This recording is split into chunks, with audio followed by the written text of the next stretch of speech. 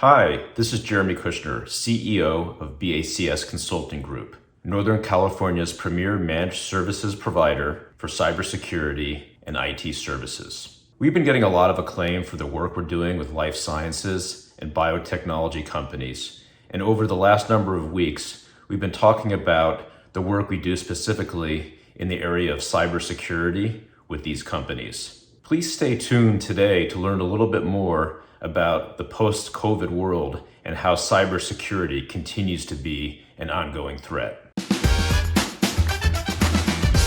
As the COVID-19 pandemic begins to slowly recede, life sciences companies, ironically, are seeing a continued or even heightened amount of threats coming from the area of cybersecurity.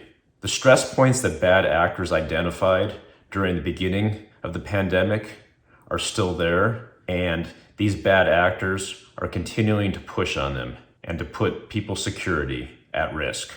The stress points are based on the following changes in people's work habits.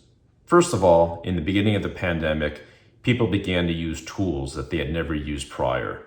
In many cases, these tools had not been tested or vetted for their security. Second of all, people's work location changed drastically. Whereas prior to the pandemic, people were working in centralized offices that had standardized security, people then moved to largely improvised environments such as their homes, where the security was untested and in many cases there was no security at all.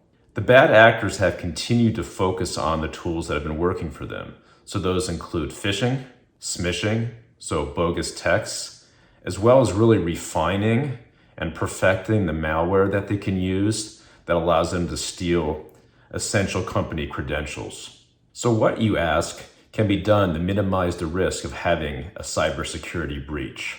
Well, there are really four things. First off, you want to invest in a modern IT infrastructure, which includes patch management and robust malware protection. Second, you want to make sure that you have ongoing and regular training for your staff on the risk of cybersecurity breaches. They need to understand not just what can happen, but how to identify them. And since this is always evolving, you want to make sure that their education is evolving as well.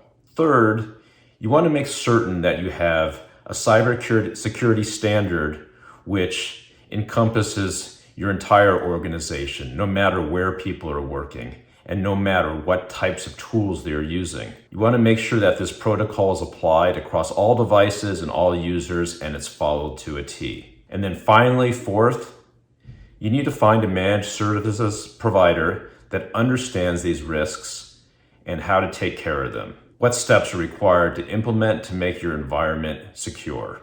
If you'd like to learn more about how we here at BACS Consulting Group can help you out, please reach out to us at any of the contact information below. And if you liked what you heard today, please subscribe to our channel. Thank you very much.